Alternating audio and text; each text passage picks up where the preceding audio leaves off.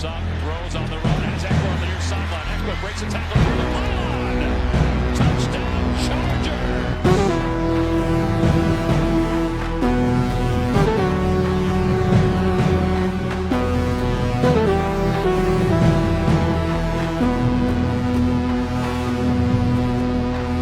Brothers, what's up? It's the director. Chargers fans, episode 2 of Hard Knocks Los Angeles just wrapped up. Just got finished watching it myself, and we're gonna dive into episode 2 of our reaction show here. Still pretty surreal, man. It's all every time I log into HBO, I'm watching the new episode, I'm like, dudes, Chargers are on Hard Knocks. This is pretty lit. This is pretty fire, dudes. Well, before we dive into the events of episode 2, make sure to hit us up with a like and sub if you do enjoy this Chargers content. Small amount of time you guys take to hit the like, sub, and bell notification helps me out a lot. Let's get into this video. So the events of Hard Knocks episode 2 did seem a little bit more skewed towards the Rams side. We got to see a little bit of Jalen Ramsey house shopping, a little bit more of Rams practice, but it did feature quite a bit of Chargers coverage as well, including some stuff that maybe I didn't know, including COVID in our own coaching room. So the first thing I want to go over is the COVID protocols seeming very, very strict. Not going to talk too much about this. I know that this year is very different as far as what we've seen in NFL training camps. So this is something we're going to see quite a bit throughout the season. Honestly, as some people may not want to focus on it as much, but I feel like it's also important. I feel like I'm a believer that film is kind of a footprint in time. Watching it should tell you what life was like at the time it was recorded. And I feel like covering COVID, covering, the different things that are happening in the world at this time is very important.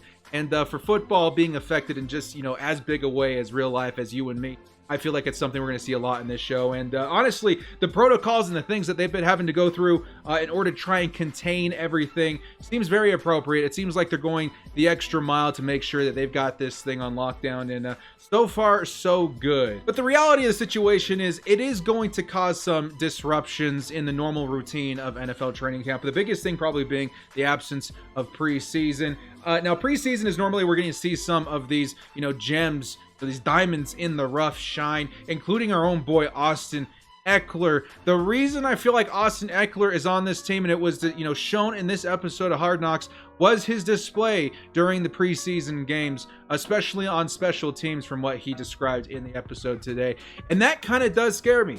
The greats of the LA Chargers or the San Diego Chargers as well that came from undrafted free agents, including Antonio Gates, Malcolm Floyd, and Austin Eckler. It's kind of crazy to see the process that they're going through this year to try and make sure they don't miss out on a player with that kind of potential because, again, Antonio Gates, future Hall of Famer, imagine missing out on a talent like that because we weren't able to see any film of them during preseason. Couple of things on the Rams. Yes, as I mentioned, we saw Jalen Ramsey out there house shopping. The man is happy in LA. And what kind of stood out to me, which was really funny, he says that the day that he got traded from Jacksonville over into Los Angeles was the best day of his life. That man, dude, he really wanted out of Jacksonville, Florida, and he did just that. But also keep in mind, and I'm only saying this because it's a topic that Chargers fans are always asking me about. They're like, what do you think about Jalen Ramsey coming to the Chargers? And the more I'm kind of analyzing it and the more I'm marinating the idea of it, the more I think maybe it's a bit of a long shot just because of the cap situation, just because, of a couple of different things. But it also makes me think, how happy he is in LA. He's setting up shop. He's picking up a home. The potential for him to play with Derwin James on the Chargers is still pretty real to me. And it's something that he has talked about several times. I would be honest, dudes, I have to expect at some point during Hard Knocks LA, he's going to say something about wanting to play with Derwin James. Not to insinuate he wants out of the Rams, but more to insinuate that he wants to play, with his best friend in the world, Derwin James, on an NFL field at some point.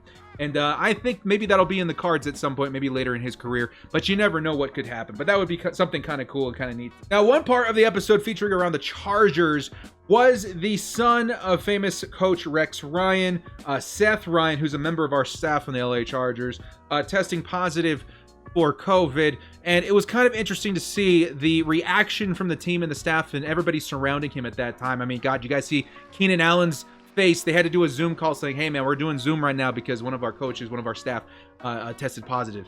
And the look on Keenan Allen's face, like, oh my God, what if I'm next? How long am I have to sit out? You saw an epiphany of emotions on Keenan Allen's face in the moment that they delivered the news. Now, of course, later on in the episode, they do reveal that it was a false positive. And there's new protocols and stuff still being put into place in the NFL to try and make sure that this thing is contained. We try to make sure that the players reflect an accurate test in order to, obey certain protocols and stuff like that. So to see a false positive was kind of, a reality check too, because I mean, in the real world, testing isn't perfect. This whole thing is imperfect. They talked a lot about, the protocols and everything being very human, subject to error. And that's the big thing that they're trying to minimize this season in order to give the NFL season, a full NFL season, the best shot possible. So it's good to see everybody seeing so incredibly careful out there, but we'll hit on that again in a minute. Probably my favorite part of the episode this week was featured around quarterbacks Tyrod Taylor and Justin Herbert. We got to see a little bit of a montage of them slinging the rock a little bit. The biggest thing that I'm very excited about every week that I'm turning into Hard Knocks lately, and they seem to be kind of leading up to, maybe an epic moment where we get to see the true potential of Justin Herbert, and that's going to be his arm and his accuracy. Now, of course, they even mentioned it in this week's episode. Man, he looks really good with no rush, which means that there's no pass rush coming after him. So yes, like most quarterbacks, you're going to perform better if there's nobody in your face at the moment that you're slinging the rock. And but what can be seen on film right now with Justin Herbert is his incredible arm strength and accuracy when put in a comfortable situation. So the potential is there. Every episode I watch Hard Knocks, I'm noticing more potential out of Justin Herbert, which is a very exciting thing. Now, the things to work on. Justin Herbert isn't perfect. A lot of us had, these things that we're looking at about him. It's like he's going to have to work on a couple of things.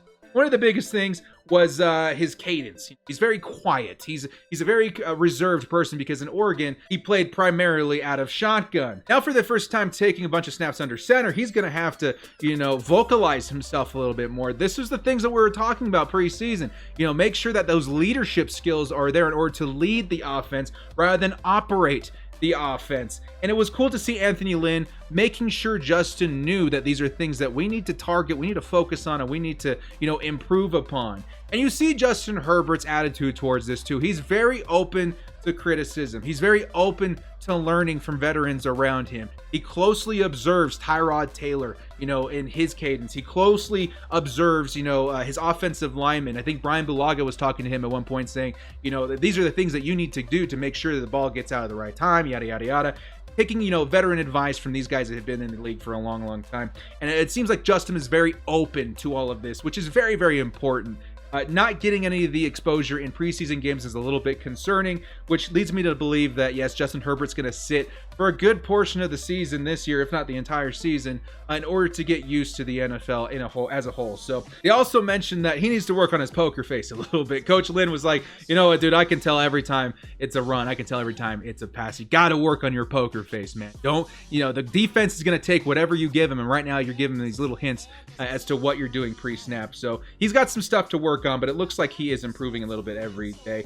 And then Pep Hamilton, quarterbacks coach in the room with Tyrod Taylor and Justin Herbert. That was really cool to see the one-on-ones with them. I feel like Pep Hamilton really knows what he's doing, right? He coached, I think, Andrew Luck at one point, and if we can get anything close to what Andrew Luck turned out to be, I think Chargers fans would be absolutely ecstatic. Last couple of things I had listed on here. Andrew Whitworth, left tackle for the LA Rams. He came out and said in this episode that he did have COVID. His entire family tested positive over the offseason. And he talked about what life was like and the real life implications to what was going on during that whole process. And honestly, moments like these in Hard Knocks are why I watch the show. It really humanizes these players down to the ground, brings them down to earth a little bit. And to hear stories and to hear experiences that are so close to home, that are so relatable, it really makes you appreciate the extra mile that these players go through in order to protect themselves, their family, and as well as perform on the football field. So Andrew Whitworth definitely earned some brownie points with me. I've always had a lot of respect for him, but hearing his experiences and the way that they decided to go about that was really kind of cool. Another thing that I thought was kind of interesting in this episode was the introduction of these little devices. It almost looked like an ankle bracelet, like you were stuck at home, your parole officer, hanging around the corner. But these little devices were really kind of cool. It was kind of this new thing I've never seen before where it'll blink red or something if you're too close to another person. They make all of the players wear these little devices now during practice and during film. The little segment with the Chargers playing cornhole, that was a lot of fun. That was really cool. Phil, I think that was all the Chargers defensive backs.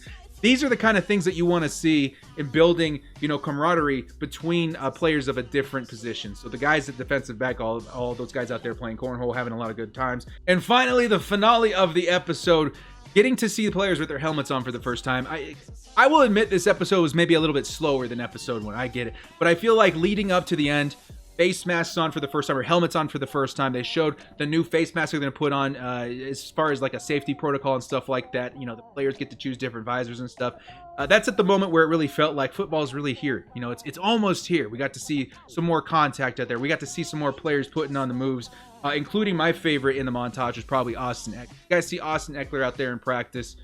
Oh my God, the dude was flying. So I would expect episode 3 of Hard Knocks to be a little bit more fast-paced. It's really neat to see the curtain pulled back a little bit, getting to see the protocols of how they have to go about practice right now. But I'm ready, man. I'm ready to see some more action. I'm ready to see some more momentum and some more energy in episode 3, and I'm sure that's what they're kind of preparing us to do. But that's all we got for episode 2 of Hard Knocks Los Angeles. In the comment section below, let me know what your guys' thoughts were on this episode, some of the highlights for you guys.